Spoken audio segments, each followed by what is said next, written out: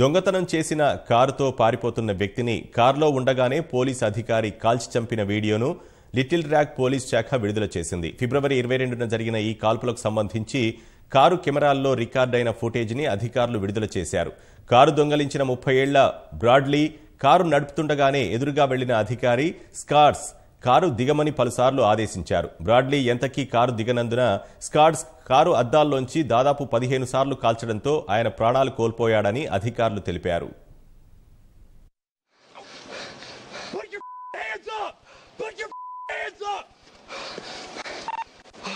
I need you to say anything. Don't move! Don't move! Stay where you're at. Okay. Stay where... We need people.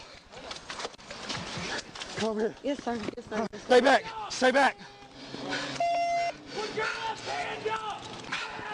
Yes, sir. Put your left hand up!